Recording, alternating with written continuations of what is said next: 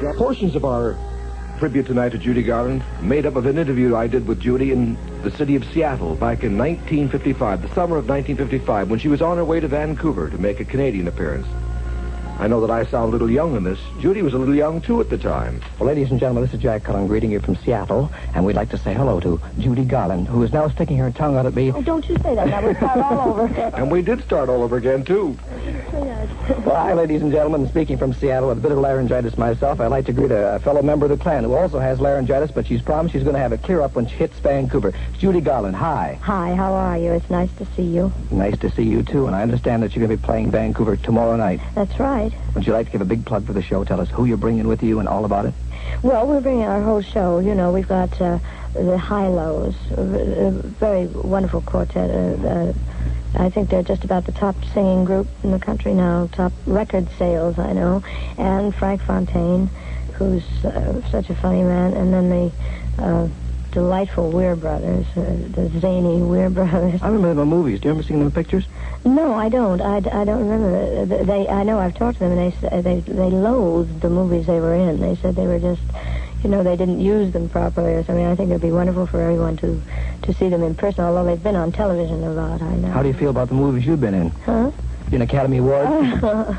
Well, let's see. No, I think I liked A Star is Born the best. You really did? Worked like hell on it. All right, we'll edit that. And we'd also like to ask you, you started in pictures in 1935, I believe, with Deanna Durbin. That's the story? I think it was 1935, with Deanna Durbin, that's right. Would you object right now if we played a very old soundtrack sequence in our program? No, what is it? What's it called? Remember a picture called Pigskin Parade? Oh, yes. You're about to hear Johnny Downs, Betty Grable, and a very little Judy Garland sing a tune called It's Love I'm After. Oh, for heavens, I'd like to hear it myself. All right, coming up right now.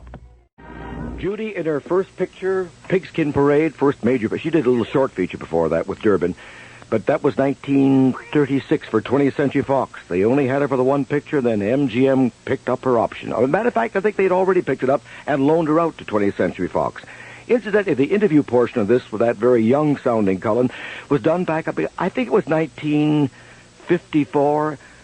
Jack Wasserman, Murray Goldman, myself, all drove to Seattle, and we were imbibing. I remember that very well. But then Judy rather reeked of gin that night. We did it backstage in Seattle just after she came off stage.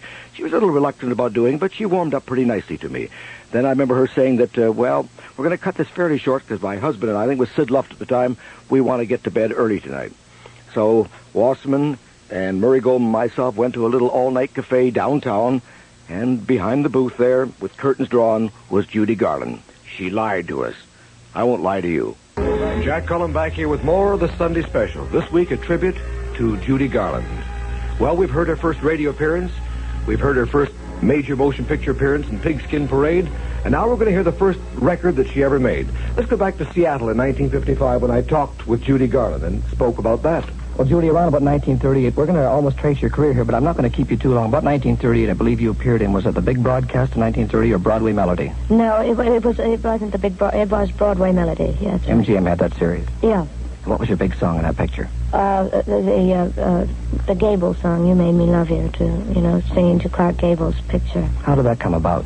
That special lyric? Well, actually, it was written for Clark Gable's birthday. It was just a personal thing, and Roger Edens wrote it for me to sing at Clark Gable's birthday party, and then some of the executives at the studio heard me sing it, and they put it in a picture, and that's the way it happened. I think around about that time you became affiliated with the Decca Recording Company with, I believe your first record was? Stomping at the Savoy.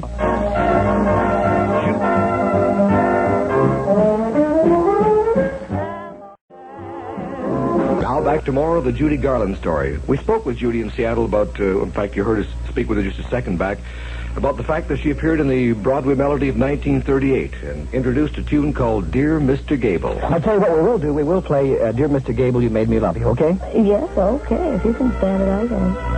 Back to the 1950s when I was a fledgling in the broadcast business and spoke to Judy Garland in Seattle. We asked her a few more things. I think we moved on to the subject of the Wizard of Oz at this time. Judy, in the picture,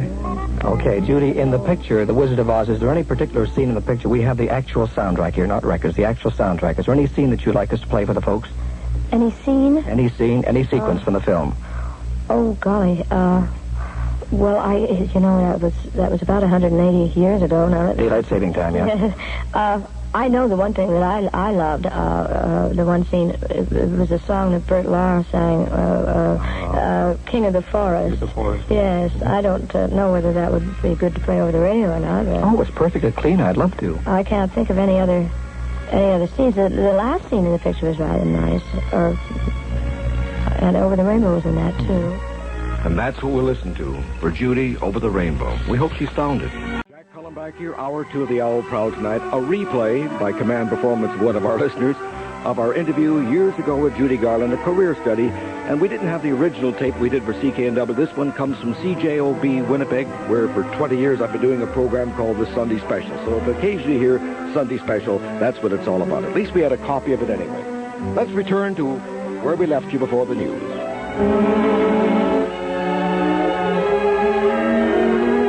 More of a portrait of Judy Garland on the Sunday Special. More, too, of our talk with Judy in Seattle back in the early 1950s. Judy, you also appeared in some of the Andy Hardy series, I remember. Pictures like Andy Hardy, Married a Debutante, was that it? Yeah, almost. Andy Hardy, what was it? Andy Hardy meets a debutante. And you played the part of Betsy in one, that brat from New York. That's right. You have a wonderful memory, my goodness. Well, we bugged up on this one before we came down. Let's play just a small soundtrack scene from that picture. And here is Judy Garland with, I believe, is it Faye Bainter, is that her name? Who played the part of Andy Hardy's mother? No, it's not Faye Bainter. Was it? Oh, my golly, I can't remember to save my soul. Sarah. It was Sarah. Not Sarah Bernhardt, that's for sure.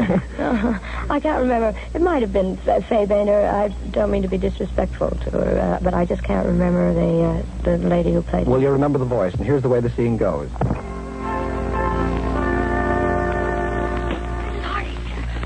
I remember talking with Judy Garland back in 1955, the summer of 55, and asking her about some of the pictures she appeared with Mickey Rooney in. Well, let's see, there was... I did 4 of the Hardy pictures with him.